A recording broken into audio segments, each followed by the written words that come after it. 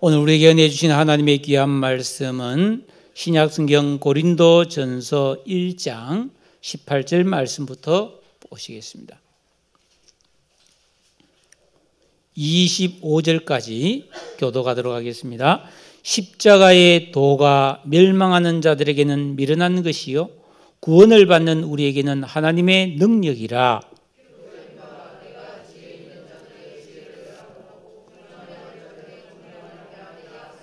지혜 있는 자가 어디 있느냐, 선비가 어디 있느냐, 이 세대의 변론가가 어디 있느냐. 하나님께서 이 세상의 지혜를 미련하게 하신 것이 아니냐.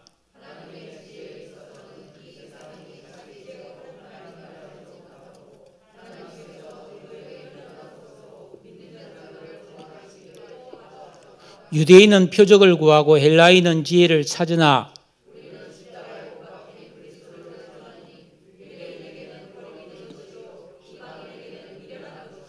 오직 부르심을 받은 자들에게는 유대인이나 헬라인이나 그리스도는 하나님의 능력이요 하나님의 지혜니라. 하나님의 어리석음이 사람보다 지혜롭고 하나님의 약하심이 사람보다 강하니라. 아멘. 예수님은 우리를 구원하시기 위해 고난과 죽음의 십자가를 짊어지고 비아 돌로로사 고통의 길, 고난의 길을 가셨고 우리 대신 죽으셨습니다. 십자가는 큰 고난의 상징입니다. 그래서 사람들은 살아가다가 여러 가지 고통과 시련을 겪게 되면 야, 이게 내 십자가구나, 그런 말을 하곤 합니다. 어려운 병에 걸렸거나 나를 힘들게 하는 사람들로 인해 고통을 겪을 때, 사업에 실패하고 인생에 결혼에 실패하고 자식 농사에 실패하고 그래서 괴로울 때, 아무리 노력해도 어려움이 해결되지 않고 지속될 때, 야, 내 십자가가 참 무겁다, 이런 말을 하곤 하죠. 과연 그럴까요? 여러분, 사실 이 세상을 살아가는 사람은 누구나 십자가를 져야 합니다. 그런데 이 십자가에는 크게 두 가지가 있어요. 하나는 죄짐의 십자가가 있고 이 복음의 십자가가 있습니다. 이 죄짐의 십자가는 자기의 욕심, 어리석음, 죄로 인해 생긴 고난이에요. 이거는 사실 지지 않아도 되는 사소한 고생입니다. 그러나 아담 스타일의 인간은 자기가 자기를 해롭게 하기 때문에 고난이 생겨서 그게 짐이 되어버리는 거죠. 그런데 복음의 십자가는 순종과 기도의 진정한 믿음 생활을 하느라고 겪게 되는 시련과 고난입니다. 찬송가 338장에 보니까 내 주를 가까이 하게 함은 십자가 짐 같은 고생이나 내 일생 소원은 늘 찬송하면서 주께 더 나아가기 원합니다. 구원받은 성도는 우리 주님을 더 사랑하고 더 깊은 은혜와 영원한 상을 얻고자 자원하여 복음의 십자가를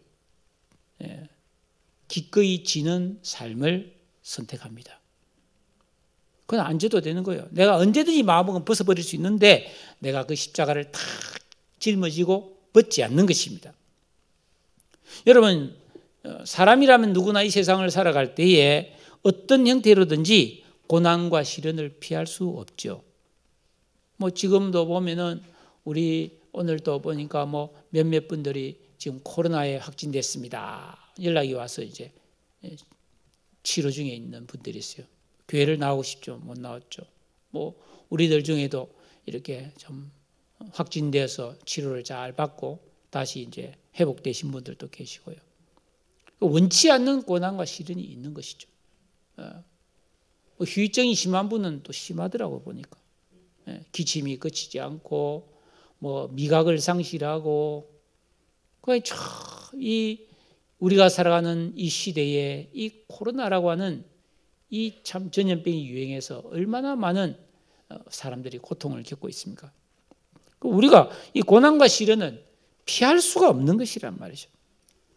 그러면은 이런 고난과 시련을 겪는 중에 우리가 이 세상을 어떻게 살아가는 것이 최선의 삶일까? 이 문제에 대해서 깊이 연구해서 사람들에게 지혜를 가르치려고 애쓴 사람이 구약시대에는 솔로몬이고 신약시대에는 사도 바울입니다. 아시다시피 솔로몬은 왕이었습니다. 권력과 부귀와 지혜가 다 갖추어졌던 사람이었는데 그는 그 지혜와 부귀와 능력을 가지고 이 세상에 일어나는 일들을 연구했어요. 사람들이 어떻게 살아야 진짜 좋은 삶일까를 깊이 연구했다고 그랬습니다. 그 전도서에 나와 있는 이야기죠. 그랬더니 그 연구 결과가 이 세상에 있는 모든 일은 다 고난으로 되어지는 일이더라. 그리고 그렇게 고생해서 뭔가를 이루고 집을 짓고 자기 세상에서 어떤 돈을 벌고 출세를 하고 하는 이 모든 일이 다 끝에 가면 허사더라. 헛되더라. 그래서 결론이 뭐냐면 일의 결국을 다 들었단 말이에요. 전도서 12장 13절. 일의 결국을 다 들었으니 하나님을 경외하고 그의 명령들을 지킬지어다. 이것이 모든 사람의 본분이니라. 그랬고 사도 바울은 그 당시 로마가 온 세상을 지배하고 통치할 때 그 좋은 가문에서 태어나서 로마의 시민권자였고 학벌이 뛰어났고 능력과 인맥과 출세길에서 누구보다도 열심히 살았던 엘리트였습니다. 그러던 바울이 어느 날 예수님을 만나게 되죠. 그리고 자기가 지금까지 이것이다 하고 열심히 붙들고 살아왔던 삶이 잘못된 선택이었음을 깨달았습니다. 그리고 영원한 생명의 길을 발견했는데 그것이 바로 십자가의 길이었습니다. 그래서 고린도전서 2장 2절 우리가 오늘 1장을 봤는데 바로 옆에 보면 있죠. 내가 너희 중에서 예수 그리스도와 그가 십자가에 못 박히신 것 외에는 아무것도 알지 않기로 작정했다. 왜냐하면 사도 바울은 그 당시에 대단한 학자였습니다. 철학자였습니다. 그 당시 세계 공용어인 헬라어에 능통했습니다. 요즘에 지금 영어가 아주 자유롭게 되고 세계적인 대학에서 학위를 받았고 그리고 자기 분야에서 정말 전문성을 가진 사람이었단 말이죠. 그런데 그가 가진 그런 실력과 능력과 부귀와 이런 열심과 이런 것들이 자기 삶 속에서 다 유익한 것은 아니더라는 거죠. 그리고 그런 것들로도 해결할 수 없는 문제들이 있었고 인생의 깊은 고민들을 안고 살았다는 겁니다. 그런데 그가 예수님을 만난 후에 그 예수 그리스도의 십자가의 비밀을 깨닫자 자기의 모든 그런 고민과 문제들이 해결되어지고 풀어지는 경험을 했다는 겁니다. 여러분 한번 생각해 보십시다. 하나님이신 예수님이 이 땅에 와서 다른 것도 아니고 십자가에 달려 죽으셨어요. 그러면 그 십자가는 나쁜 것일까요? 겉으로 보기에는 그거 참 너무 비참하고 안 좋은 건데 결국 그것은 좋은 것이라는 뜻입니다. 그래서 우리에게도 여러분들도 십자가를 지고 나를 따라오세요라고 말했다는 겁니다. 그래서 오늘 이 시간에는 예수님께서 지신 이 십자가의 비밀과 능력을 한번 밝혀보려고 합니다. 자, 아시다시피 오늘 우리가 읽은 이 고린도전서는 그 사도 바울이 개척한 헬라 지역에 있던 고린도, 그러니까 그리스 지역에 있던 고린도 교회 안에서 일어난 문제들, 즉 교인들이 싸웠어요. 막 서로 막 편가르기 하고 싸웠어요. 그리고 막 그러다 보니까 교회 안에 막 무질서했어요. 그 당시 그 고린도 지역에서 유행하던 음란함이 교회 안에까지 다 들어왔어요. 욕심들이 많았어요. 그러니까 이게 교회가 어지러웠단 말이죠. 바울이 이 문제를 해결하기 위해서 이 고린도전서를 기록했습니다. 그런데 그 편지글에서 여러분 왜 싸웁니까? 예수 믿는 사람들이 사이좋게 화목하게 지내야죠. 서로 사랑해야죠. 이렇게 말하지 않았어요. 이런 말은 별로 한마디도 없어요. 그 대신에 복음에 대해서 예수 그리스도의 십자가의 비밀을 막 가르쳐 줍니다. 십자가는 이런 겁니다. 십자가는 이런 뜻을 가지고 있습니다. 왜냐하면은 이 고린도 교회 성도들은요, 똑똑했어요. 신앙의 열심도 있었어요. 은사를 많이 받았어요. 병 고치는 은사, 방언도 하고, 막 예언도 하고, 능력도 있었습니다. 그런데 왜 이런 문제가 생겼는가? 그 고린도 교회 성도들은 신앙에서 가장 중요한 핵심인 예수 그리스도를 내 인생의 진정한 주인과 왕으로 모시고 순종하고 기도하는 진정한 영적 생활을 하지 않았기 때문이라는 겁니다. 그 결과 그 당시 유행하던 이 그리스 사회에서 인정받고 아주 그렇게 유행하던 철학과 인본주의라는 세속화에 오염되어 버렸다는 겁니다. 예수님이 왕이고 그분이 하신 말씀을 생명으로 지키는 그런 신앙이 아니고 말이죠. 인간적인 열심을 가지고 또 인간적으로 이름을 내고 자기 자신의 어떤 기쁨을 추구하는 그런 신앙생활을 했다는 겁니다. 지금 우리나라에서 유행하는 게 뭐라고 생각합니까?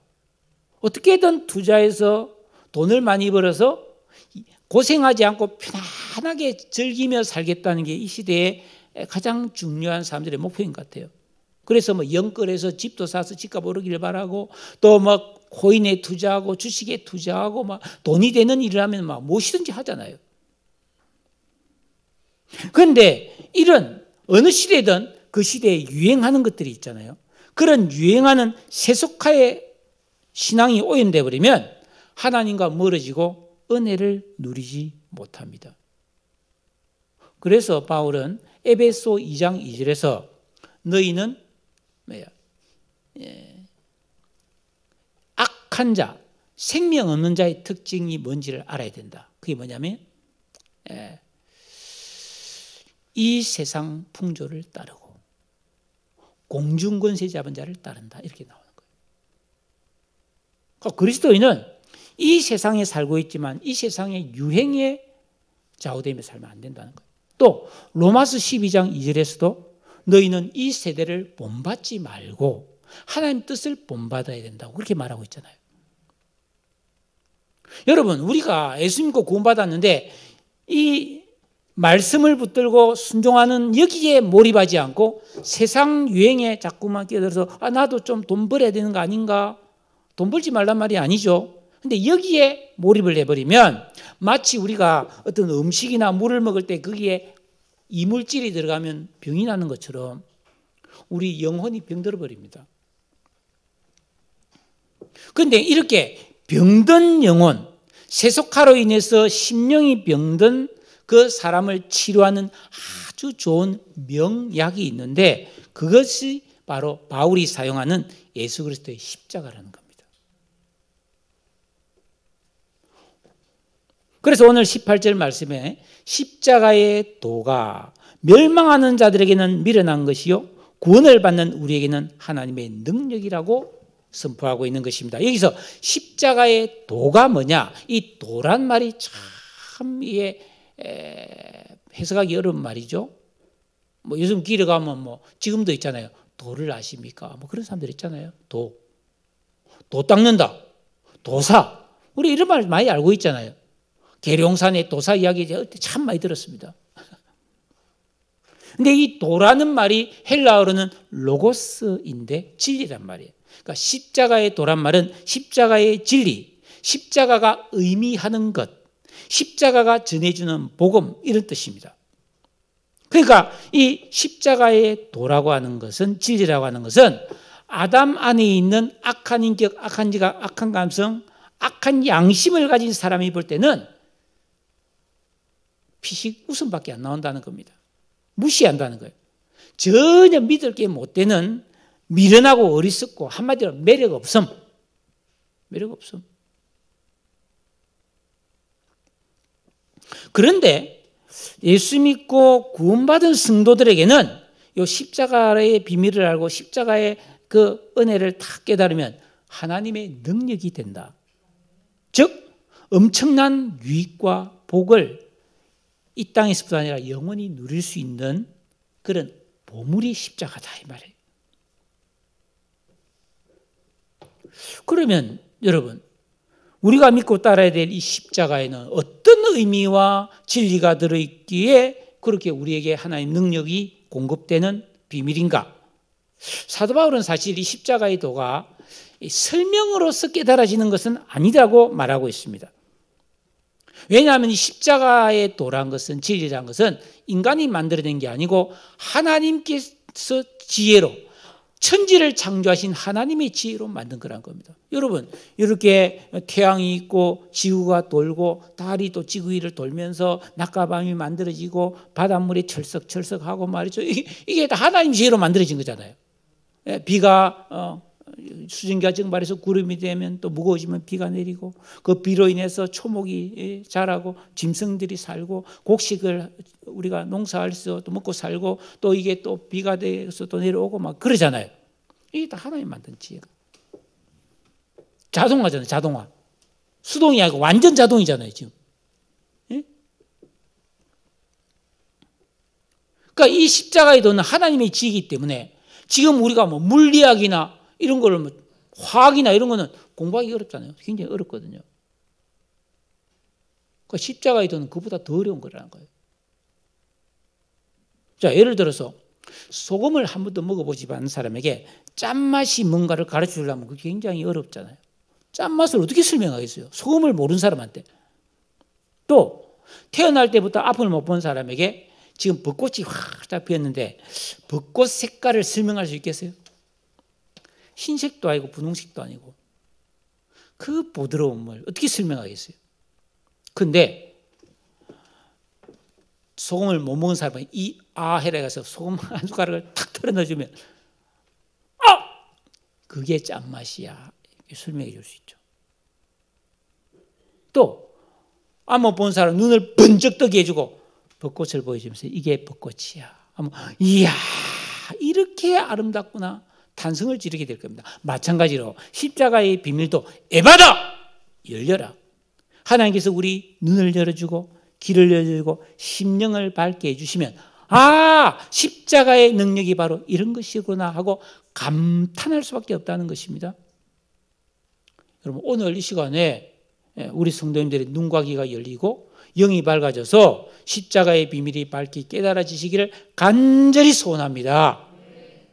여러분, 예수 그리스도의 십자가는 한마디로 큰 고통과 죽음이잖아요. 사형틀인데 예수를 사형시키는 사형법 중에서도 가장 잔인한 방법이 십자가거든요. 그런데 그것은 겉모습이라는 거예요. 겉모습. 그거는 인간의 영역이고 그 십자가에 하나님의 영역이 들어있는데 그 안에 놀라운 비밀이 들어있다는 겁니다. 그걸 간단히 세 가지로 살펴보면, 첫째는 십자가는 우리를 향한 하나님의 사랑이 다 가득 담겨 있습니다. 성경은 우리에게 십자가가 필요한 이유는 하나님의 사랑 때문이라고 말하고 있어요. 로마서 5장 8절에 우리가 아직 죄인 되었을 때 그리스도께서 우리를 위하여 죽으심으로 하나님께서 우리에게 대한 자기의 사랑을 확증하셨느니라. 여러분, 한마디로 말하면 진실한 사랑은 반드시 희생을 필요로 한다는 겁니다. 부모가 자녀를 사랑하는데 희생 없이 되나요? 젊은 남녀가 연애를 해도요, 고생과 희생 없이 되는 게 없습니다. 밥을 사주고 선물을 사주고 그 사람을 위해서 내가 수고롭더라도 잘 이렇게 대여해주고 그러잖아요. 희생이에요.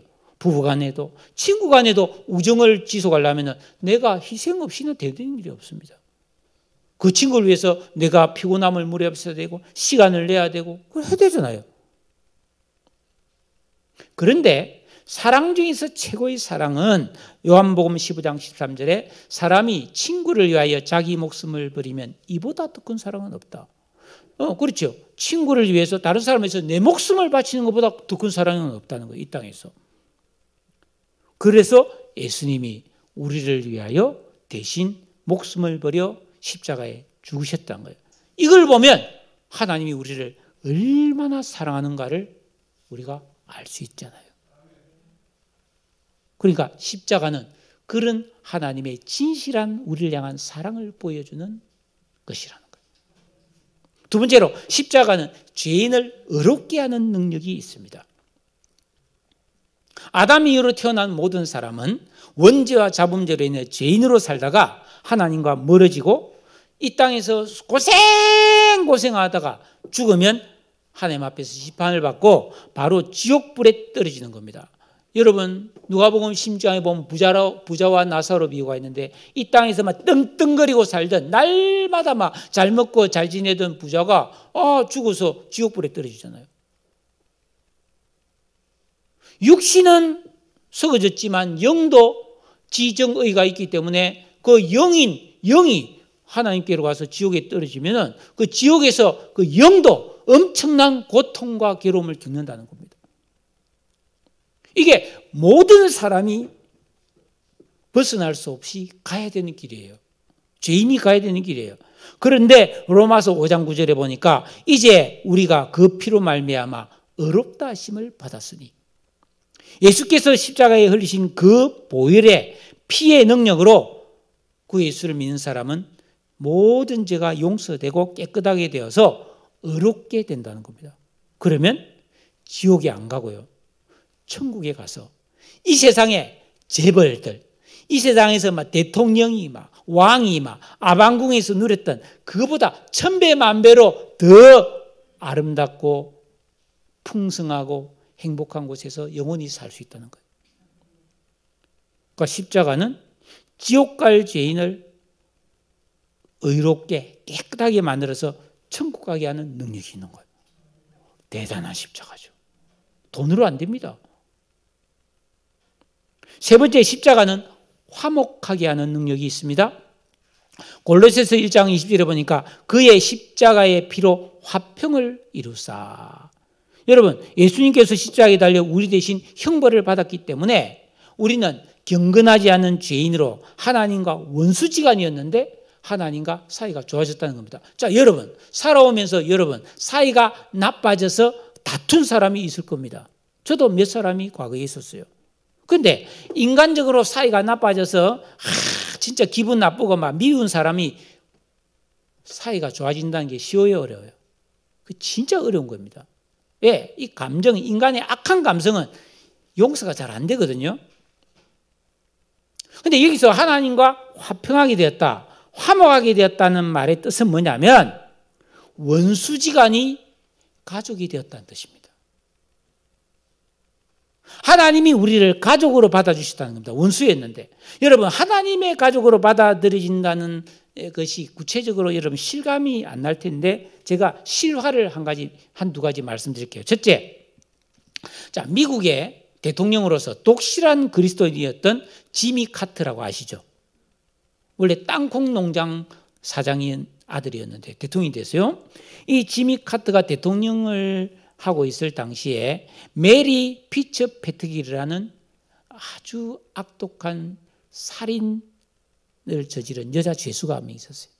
근데 무슨 일인지 모르겠지만 무기징역을 받고 복역 중인 그 여자 죄수를 지미 카트 대통령이 사면해서 석방시켰어요. 얼마 전에 우리 문 대통령이 박근혜 전 대통령을 사면했다. 그런 얘기가 있잖아요. 대통령이 이제 죄를 사면하는 능력이 있죠. 근데 이 지미 카트가 이 피츠 패트릭 메리라는 이 여자의 죄를 사면했고 끝난 게 아니고 그 여자를 백악관으로 불러서 자기 딸 에이미의 입주 가정교사로 삼았습니다. 아니, 대통령이 백악관에서 가정교사 모집한다면 얼마나 훌륭한 사람이 많겠습니까? 그런데 그 살인자였던 사람과 매일 같이 식사하고 자기 어린 딸을 그 돌보도록 맡기는 사랑하는 가족으로 받아들인 거예요. 보통 일이 아니잖아요. 우리나라에도 이런 일이 있었습니다. 저 여수 애양원에 가면은 지금도 그 손양은 목사님의 그 기념관이 있는데 이 손양은 목사님은 그 나환자초인 애양원에서 사역을 하는데 그 아주 착하고 똑똑하고 믿음 좋은 두 아들이 있었어요.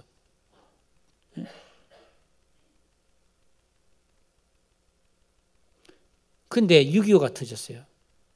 그 여수에 공산군들이 들어왔습니다. 그러면서 그 마을에 안재선이라고 하는 자기 큰아들과 친구인 걔가 공부도 못하고 막 이런 사람인데 좌익분자가 돼가지고요. 완장 차고 다니면서 학교에서 공부 잘하고 모범생이고 교회 잘 다니는 이 손양호 목사님의 두 아들, 손동신이라고 하는 큰아들의 이름인데 그 아들을 총으로 쏴 죽여버렸어요. 그 두 아들은 미국 유학을 준비하고 있었습니다. 그 정도로 똑똑했어요, 그 당시에. 그런데 얼마 후에 연합군이 들어오고 국군이 들어와가지고 그 여수가 다시 수복이 되면서 그 공산군에게 부역했던 사람들이 다 체포가 됐어요. 그래서 이 안재선은 주동자로 사형을 당하게 되었습니다. 그런데 이 손양호 목사님이요, 그 안재선을 위해서 탄원을 해서 사형을 면하게 해주고 자기 양아들로 삼았습니다. 그래서 평생 같이 살았어요. 그런데 문제는 그 두 오빠를 너무나 사랑하고 따랐던 손동이라고 하는 손양호 목사의 딸이 있었는데 그 오빠를 죽인 원수 안재선이가 자기 집에 들어왔는데 그 사람을 자기 오빠라고 부르면서 매일 밥 차려주고 같이 한 집에서 한 상에서 밥 먹는다는 게 가능했겠습니까? 그 손동이 권사님이 그 간증을 들어보면 진짜 키가 눈물 납니다. 아니 자기가 그렇게 사랑하고 자기를 예뻐해주던 오빠를 총으로 쏴 죽인 이 원수를 같이 매일 밥상에서 밥 먹고 자기가 설거지하고 빨래해준다는 게 이게 인간으로서 가능하겠냔 말이에요. 그런데 이것이 바로 십자가의 화목이라는 겁니다. 십자가의 도는 이런 비밀을 갖고 있는 겁니다. 그러니까 우리가 예수를 믿으면 우리가 바로 그 하나님의 원수였는데 이런 우리의 신분이 변하고 영원한 생명과 복을 받아서 하나님의 가족이 되었다는 거예요. 그래서 천국 가는 거예요. 안 그러면 천국 못 갑니다. 근데 우리가 이제 결국 뭐 예수 믿는다는 건 바로 이런 복을 받는다는 거예요. 이런 용서를 받는다는 겁니다. 근데 우리가 이제 사람들 보고 안 믿는 가족이나 뭐 사람들에게 여러분 예수 믿고 이 구원을 받으세요. 재용서 받으세요. 그러면 본능적으로 딱 거부를 합니다. 안 돼, 안 믿어요. 나한테 가보세요. 그런다고. 계속 믿으라면 화를 냅니다. 그럴 수밖에 없죠. 왜? 이 십자가의 도라고 하는 것은 사람이 할 수도 없고 사람이 한 일이 아니에요. 전능하신 하나님의 지혜로 된 것이라는 겁니다. 여러분, 사람은 짐승과 달리 이성을 가지고 있죠. 제가 요즘 이제 가끔 텔레비를 보면은 전 세계 곳곳을 여행하면서 그 나라의 문화나 그 나라의 뭐 어떤 역사들을 막 이렇게 설명해 주는 그런 TV 프로가 많잖아요. 가끔 이렇게 봅니다. 뭐 라오스에도 가고 말이죠. 뭐 크로아티아, 뭐 동유럽의 폴란드 뭐 이런 데 막 돌아다니는데 제가 그걸 보고 한 가지 느낀 점, 이 세상에 바보들만 사는 나라는 없다. 그렇잖아요. 모든 나라에 똑똑한 사람이 있고 뛰어난 사람이 있고 집 잘 지은 사람이 있고 요리 잘하는 사람이 있고 뭐 시인이 있고 문학가가 있고 정치가가 있고 외교관이 있어요. 맞죠? 모든 나라에 보면 다 그 집 잘 지은 사람이 있어서 집도 멋있게 지어요.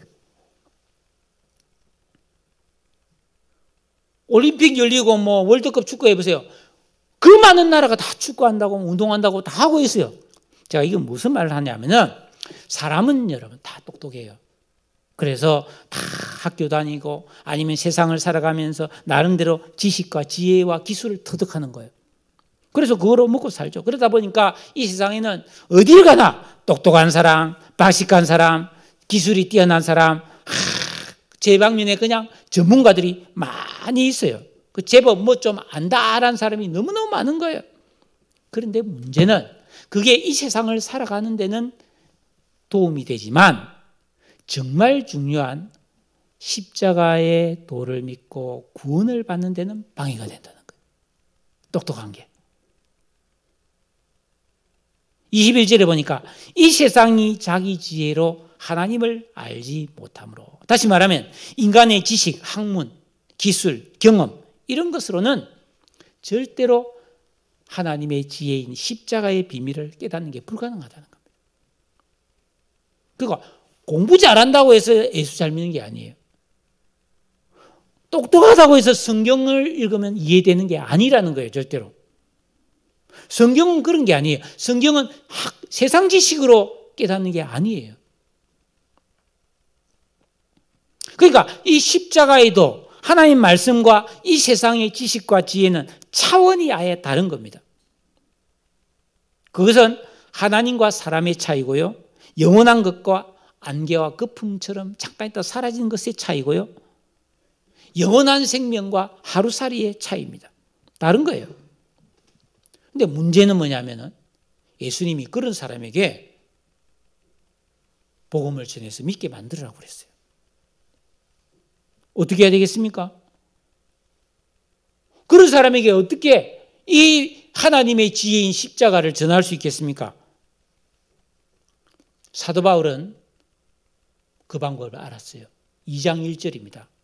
한번 읽어볼까요? 여러분 2장 1절 시작. 형제들아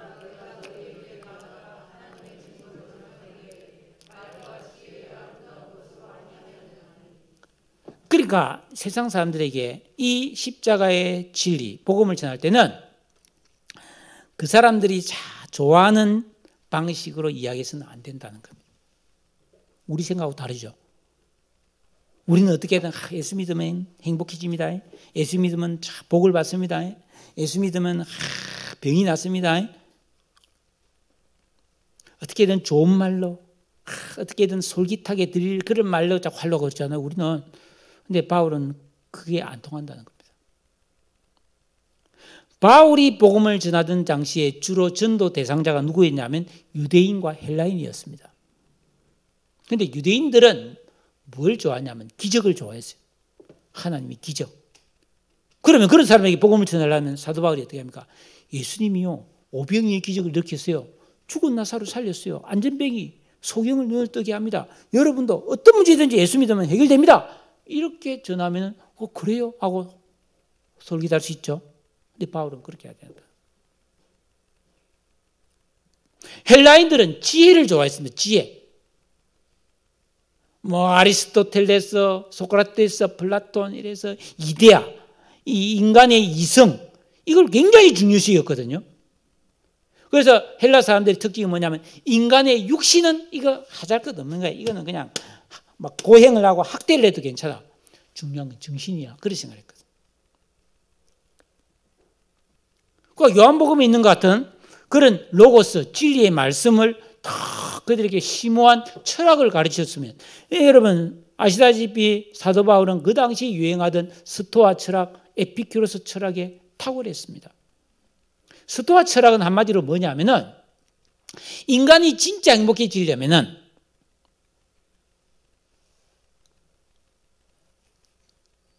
진리를 탐구해야 된다. 이게 이제 스토아 철학이에요. 에피큐로스 철학은 뭐냐면 아니야 인간이 행복해지려면 쾌락을 즐겨야 돼. 즐겨야 돼. 그걸 가르치는 철학이었어요. 근데 바울은 그런 거 이야기하지 않았다는 거예요. 오직 뭐예요? 십자가에도만 이야기했다는 겁니다. 그 사람들에게. 헬라인이나 유대인이나 그 차별 없이. 왜냐하면은 20절에 그 중반절에 보면 하나님께서 이 세상의 지혜를 미련하게 했다. 21절에 하나님의 지혜에 있어서는 이 세상이 자기 지혜로 하나님을 알지 못하기 때문에 하나님께서는 전도에 미련한 것으로 믿는 자들을 구원하기를 기뻐하셨도다. 그래서 사도 바울은 사람들이 생각할 때 이거 매력 없어. 이거 뭐 그런 걸 믿으라 그래. 하는 것을 지냈다는 거예요. 거부할 줄 알면서 지냈다는 겁니다. 정면승부죠, 그죠? 왜냐하면은 지금 전도는 뭡니까? 영원히 죽을 사람을 살리는 거잖아요. 이 사람을 살리는 전도는 그 죄인, 죽은 사람의 취향에 맞추어서 설득력 있게 세상 지혜를 말로 해서 살아나는 게 아니라는 겁니다. 여러분, 병원에서 수술 받는 사람이 원하는 대로 해주면 그 수술이 되겠습니까?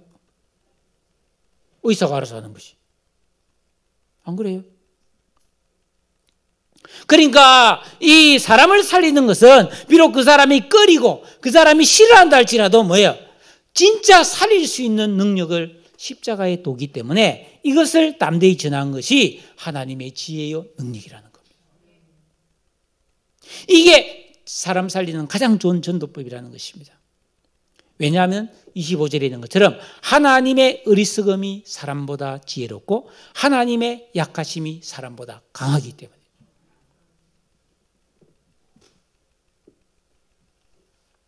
만약에 사람들에게 재미있는 말을 해주고 막 그 사람이 솔깃하게 막 복을 받는다 그러고 막 가난한 사람한테는 부자 된다 그러고 막 병 아픈 사람에게는 당신 교회 뭐 즉시 낫는다 하고 그래 말하면 솔깃해서 그거 괜찮네 하고 호기심을 가졌을 수는 있지만은 회개하고 구원받기는 어렵다는 겁니다.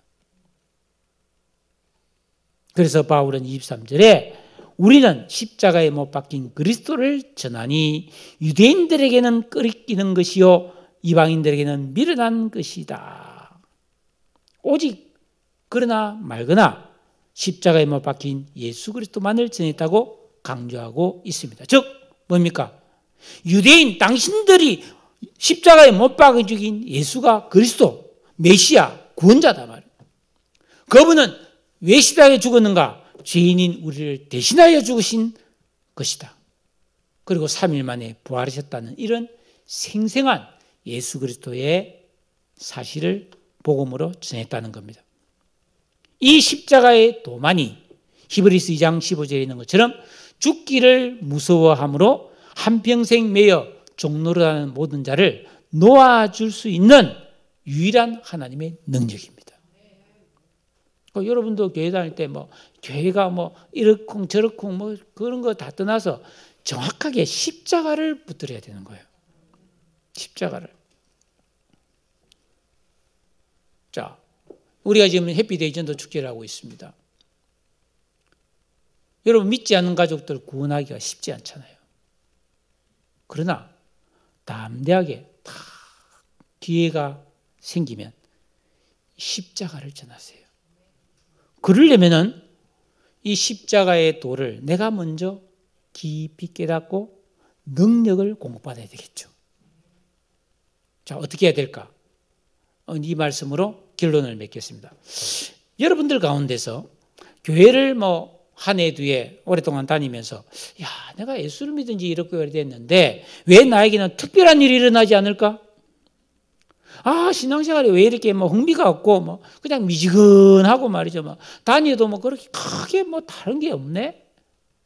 그런 분이 계신가요? 있을 수 있습니다. 또 우리 성도들도 살다 보면 내가 참 이해할 수 없고 감당하기 힘든 어려운 일을 만날 때가 있습니다. 인간관계가 불화하고 불의의 사고를 당하고 어려운 병에 걸리고 억울한 일을 당하거나 오랫동안 시련을 겪기도 합니다. 이해가 안 되고 설명이 안 되는 그런 위로받지 못하는 그런 아픔을 우리가 안고 살 수도 있습니다. 이럴 때 우리 성도는 어떻게 해야 됩니까? 바로 그럴 때 그 이해 안 되고 받아들이기 힘들고 감당하기 힘든 고난을 감당하고 이겨낼 수 있는 능력을 주는 게 십자가입니다. 그 십자가의 능력이 바로 그런 거라는 거예요. 왜? 어떻게 그게 가능한가? 자, 여러분 이 고린도 교회는 많은 문제점을 안고 있었죠. 그런데 바울이 그들을 위로하거나 격려하거나 책망하지 않고 예수 그리스도의 십자가를 막 가르쳤습니다. 그러니까 이건 뭘 말하냐면은 예수 믿고 구원받은 성도의 인생은 어려운 문제나 괴로운 문제나 아픔을 다른 것으로는 해결하면 안 되고 십자가를 통해서 해결해야 된다는 말입니다. 그래서 여러분 18절에 십자가의 도가 멸망한 자들에게는 미련한 거고 아무 쓸데없는 거지만 구원받은 우리는 하나님의 능력이라고 그랬잖아요. 여러분, 우리 인생에 하나님의 능력이 임하면 안 될 게 뭐가 있나요? 하나님의 능력은 죽은 자도 살리고 소경의 눈도 뜨게 하고 풍랑도 잠잠케 하고 오병이의 기적도 일으키고 죽은 자를 살리는 게 하나님의 능력이잖아요. 그러니까 우리는 십자가를 통해서 하나님의 능력을 받아야 되는 겁니다. 어떻게 하면 그 십자가의 능력을 받을 수 있습니까? 십자가는 뭐라 그랬어요?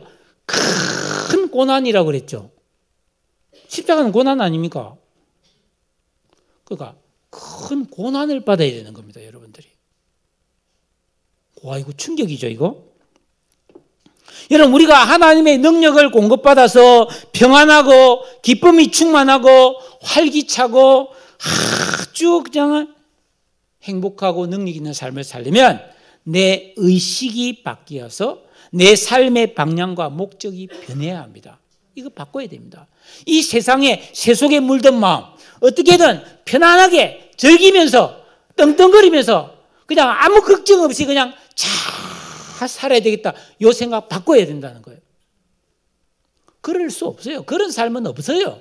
그건 허상이에요. 무지개예요. 그건 불가능한 삶이에요. 그렇게 산 사람 아무도 없어요. 잘못된 습관과 죄와 어리석고 미련한 삶을 살았기 때문에 실패와 질병과 하나님이 복이 없는 고난의 십자가의 짐을 지고 사는 삶을 더 이상 살아서는 안 되겠다고 결단해야 됩니다, 여러분. 내가 내 마음식대로 살아서 겪게 되는 고난을 이제는 안 겪을 각오를 하셔야 되는 거예요. 그 대신에 예수 그리스도의 십자가를 자원해서 지는 삶을 시작하셔야 됩니다. 예수님 그랬잖아요. 누구든지 나를 따라오려거든 자기 십자가를 지고 나를 따라오라 해요. 그 십자가를 지어야 되는 거예요. 십자가 안 지면 안 되는 거예요. 그 십자가는 뭐라고 그랬어요? 큰 고난이라 했잖아요. 그럼 우리는 어떤 고난을 받아야 되는가? 고난을 안 받을 수는 없어요. 여러분들이 십자가를 안 져도 고난이 와요. 결국은 늙어서 병들어 죽게 돼 있어요. 그게 인간이잖아요. 그런데 우리가 행복해지는 방법이 있다니까요. 하나님의 능력을 받는 방법이 있다. 그게 뭐냐? 복음의 십자가. 예수 그리스도의 십자가를 내가 자원해서 지는 거예요. 즉 고난을 선택하는 겁니다. 어떻게?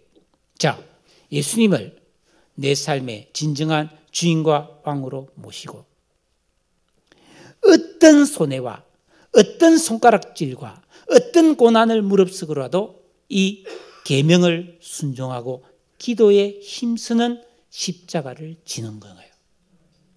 여기 십자가예요.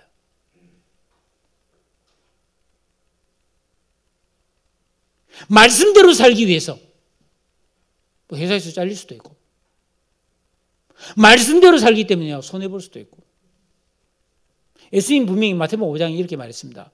인간의 이게 본능인 성욕, 이 음란한 마음이 자꾸 생긴다. 그러면 예수님이 뭐라 그랬냐면 두 눈을 뽑히는 거하고 내가 이게 음행하고 싶은 마음을 참는 거하고 둘 중에 뭘 선택할래? 여러분 뭘 선택하겠어요? 당연히 참는 게 좋지. 내가 막 성욕이 일어나서 이게 막 진짜 이게 막 죄를 짓고 싶은 마음이 참을 수가 없다. 그러면 도끼로 내 팔다리가 잘리는 거하고 그거 참는 거하고 어느 것 선택할래? 당연히 참는 게 더 낫죠. 그렇게 죄를 짓지 말라고 말한 거예요. 이게 십자가 지는 고난이라는 거예요. 즉 이 십자가를 지는 고난은 고생이 아니고 내가 뭐예요? 절제하고 죄를 안 짓는 고난인 거예요. 그렇게 우리가 하나님 말씀을 지켜가면 하나님의 능력, 하나님의 은혜, 하나님의 축복이 임한다는 거예요. 이게 십자가의 비밀입니다. 여러분 우리는 이 세상에서 절대로 고난을 피해갈 수 없습니다. 그런데 우리는 자기 죄를 짓고 고생하는 죄짐의 십자가와 예수님이 지셨던 영광과 구원의 십자가를 지는 것 중에 한 가지를 선택할 수는 있어요. 그건 내가 해야 되는 거예요. 저는 오늘 여러분에게 정확하게 말씀드립니다. 십자가의 고난이 뭔가를 가르쳐드리고 있습니다. 구원받은 성도라면 당연히 죄짐을 지는 십자가가 아니고 우리 주님 지신 그 십자가를 나도 지고 가겠다고 결단해야 되는 거예요. 죄 안 짓는 고난을 내가 받겠다. 욕심을 버리는 고난을 받겠다. 하나님 말씀대로 사는 고난을 내가 택하겠다. 이거 여러분 자기 십자가를 지는 삶이에요. 그러면 참 평안과 영원한 축복을 만날 수 있어요. 엄청난 희열. 여러분 스님들이 돌을 닦아서 열반, 니르바나, 희열에 들어가잖아요. 그런 것과 비교할 수 없어요. 하나님이 주는 하늘의 평화와 위로와 각양 좋은 은혜와 축복이 다 위로부터 임한다 그랬잖아요. 그게 바로 내가 예수 그리스도의 십자가를 지는 거예요. 여러분 예수님이 그 고난의 십자가를 지셨지만은 3일 만에 부활해서 하나님 보좌에 우편에 올라서 모든 이름 위에 뛰어난 이름이 모든 것이 하나님 앞에 예수님 앞에 무릎을 꿇고 만왕의 왕이 되잖아요. 자기 십자가를 지는 게 이런 놀라운 영광이 있다는 거예요. 그러니까 여러분은 지금 이 세상에서 겪는 고난 속에서 이걸 진짜 벗어날 수 있는 최선의 삶은 내가 십자가를 지는 거예요. 고난 십자가. 말씀대로 사는 십자가를 지는 거예요. 전도하면서 당하는 창피, 그게 바로 뭐예요? 나를 행복하게 해주는 십자가예요. 전도에서 사람들이 니나 믿으라 말, 당신이나 믿으라 말, 예수님 사람 왜 그래 말, 이런 욕을 먹으면 제자들은 기뻐했어요. 왜? 그게 십자가고 이게 복이 된다는 걸 알았기 때문이에요. 자, 여러분 이해되셨습니까? 고난을 선택할 수 있습니다. 어떤 고난을 선택해요? 제가 볼 때는요, 등산에 필이 딱 꽂힌 사람은요, 그 에베레스트 산에 올라가서 죽을 각오를 하고 그 고난을 감수하고 산에 올라갑니다. 그래요, 안 그래요? 지금도 그 에베레스트 산 그 정상 주변에 보면 얼어 죽은 시체가 많이 있었다고 그랬잖아요. 그거 한번 가려면 몇 억 들어요. 산에 들어가는데 입장권이 400만 원인가 그래요. 그런데 그 고난을 감수하고 그 돈을 들이면서 산에 올라갑니다. 낚시하고 우리 애들을 왜 축구시키고 야구시키고 음악시키면 얼마나 돈 많이 듭니까? 그리고 그게 그냥 돈만 내면 됩니까? 얼마나 연습을 해야 됩니까? 운동선수들 올림픽에서 금메달 따기위해서 죽을 고생을 하잖아요. 먹을 것도 못 먹고 제대로 못 먹고 체중 감량하고 그러잖아요. 자기 십자가를 지고 그렇게 잘 살아보려고 애를 쓰는 거예요. 어차피 고난이에요. 근데 우리는 뭐예요? 하나님 말씀대로 살기 위해서 고난을 겪는 게 그게 그리스도인이란 말이에요. 그러면 영원한 금메달을 받는 줄로 믿습니다. 이걸 안 하면 뭐예요? 이게 진짜인데. 그래서 우리는 다른 고난 말고 여기에 인생을 걸자 이 말이에요. 이 길을 가자는 거죠. 예수 그리스도의 십자가를 지고 그 믿음의 길을 가는 게 신앙인의 본분이고요. 오직 이 길에서만이 영원한 영광과 축복이 하나님의 능력이 우리 삶에 임하게 되는 겁니다. 기도하겠습니다. 하나님 아버지 감사합니다.